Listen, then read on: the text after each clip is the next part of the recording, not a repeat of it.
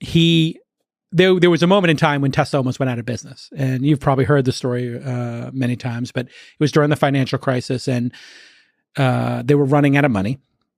And I said, let's go get a steak. And we're in LA, and we drove to Boa, and I had my orange Tesla Roadster, and he had his P1 or P2, like the red one that I think is in space now.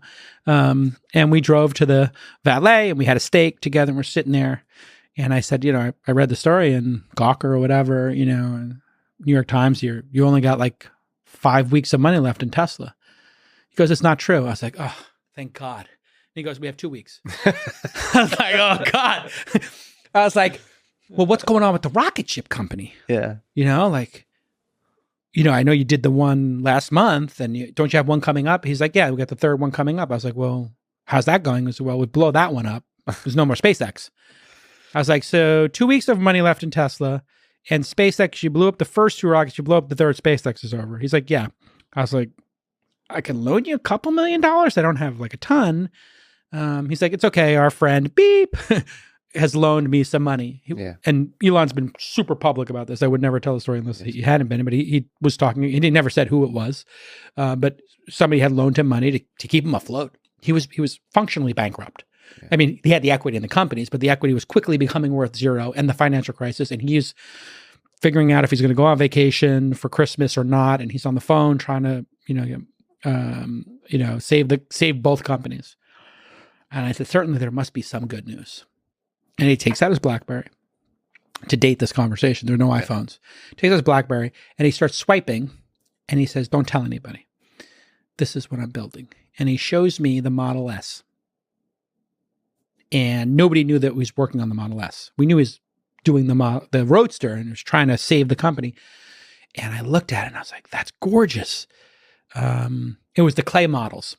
So it was a full-size clay model. So there's human beings standing around a clay version of this tiny little BlackBerry picture. I'm scrolling through on remember that little pad or the ball on the BlackBerry? I'm scrolling through it. I'm like, this is fucking great. And I just said to him, it's like, what's the range going to be? He says, well, I think we get 250 miles. I was like, 250 miles? He's like, yeah, I think it'll be the safest car ever. I said, what is it going to cost? He says, I think this could cost eventually $50,000, $60,000. I said, Elon, if you make that car, you'll change the goddamn world. You have to, this company must survive, because the Roadster's for like 2,000 people in the United States. This car is for every person in the United States. Every single person in the United States will want this car if it's $50,000. And maybe some of the people who have $20,000 or $30,000 cars won't be able to afford it, but they'll all want it. Mm-hmm. It's gorgeous. And he said, you really think so? I said, yeah. So I got home and I talked to my wife, Jade, and I said, do you have the checkbook? She does all the finances and stuff like that, pays every the bills and whatever. And I said, yeah, don't tell anybody Elon's making this great car.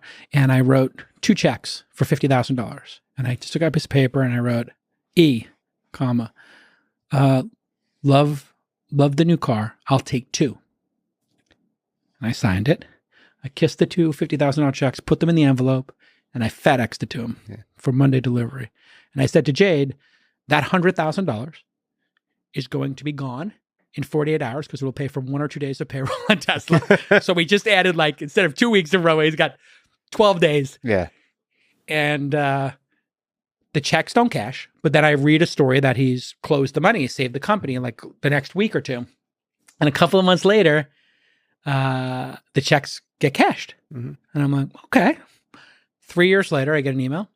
Your reservation number, it's from Tesla. Yeah. Your reservation number is 000000001. And then 5 seconds later, your reservation number is 0000073.